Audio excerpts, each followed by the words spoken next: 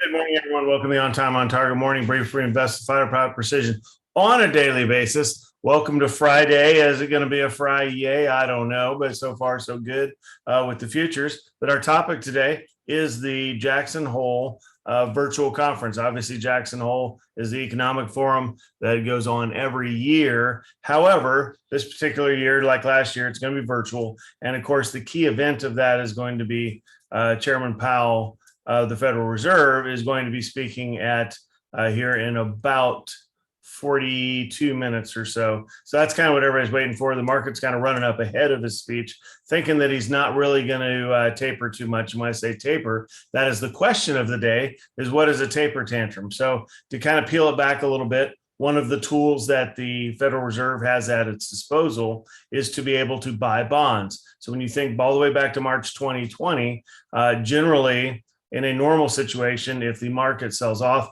people would buy bonds, so they kind of act opposite each other.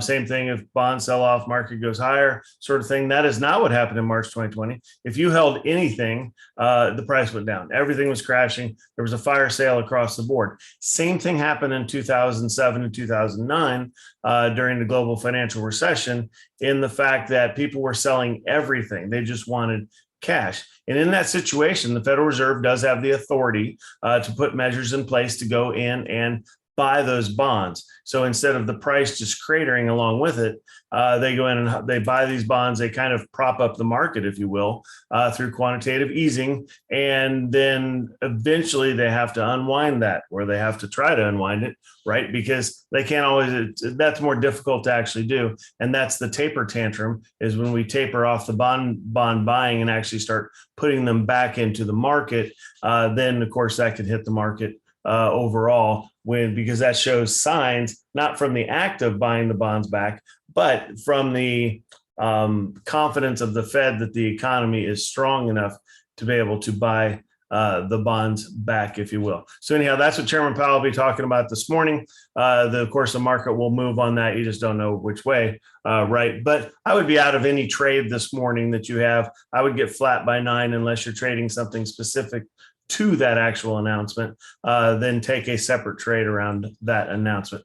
All right, for our longs this morning, put the long in the room. GPS gap stores beat earnings. Things are looking good. And then that Tau group, TAOP, that has something to do with cryptocurrency mining. They're gapping up. We'll just keep an eye. If we get a good entry on that, we'll take it. If we don't, we won't mess with it. And then your short out there is Big Lots. Had it pulled up earlier. That is the one. I've got a pinched nerve in my neck. That's when my arm has to come up like this sometimes, is trying to get that taken care of.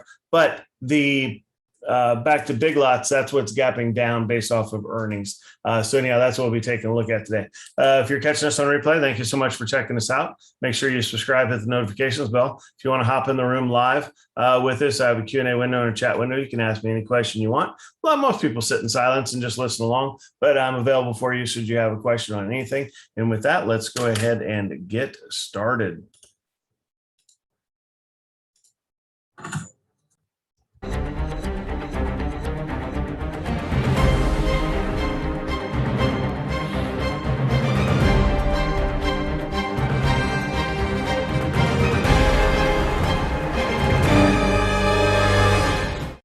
All right, welcome back, everyone. Let me share out to you our lineup card for the day. I'm going to stay off camera because it's distracting me having my arm up in the air here, there. All right, so morning disclaimer. It's a financial education presentation. Make sure you do your own due diligence before you act upon anything you hear this morning.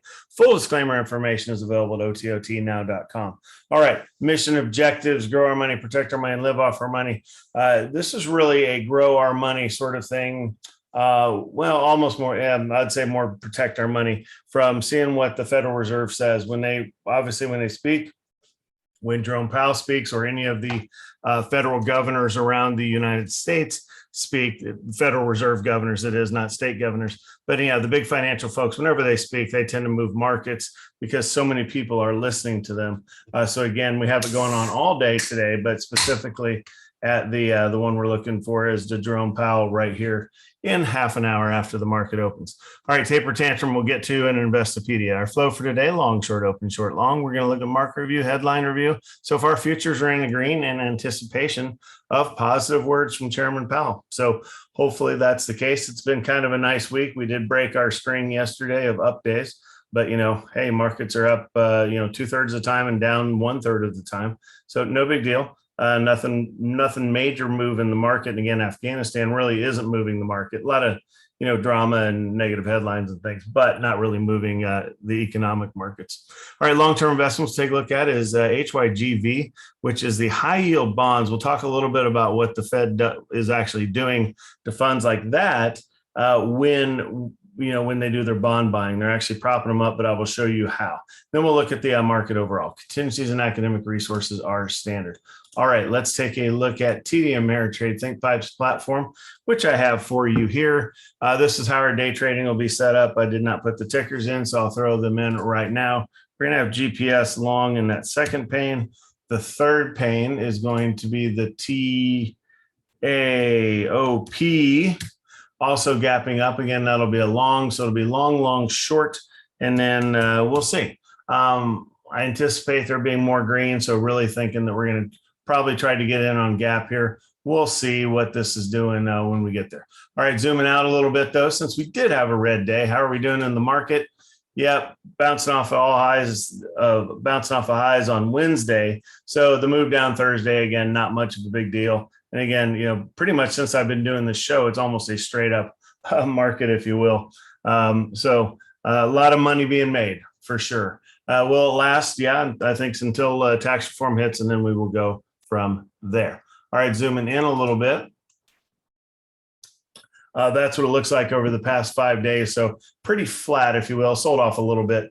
But after a nice move up, pretty flat going on into today. All right, let's take a look at, we'll get this set up appropriately for trading here in a few minutes. Let's go over to CNBC.com and check out these futures.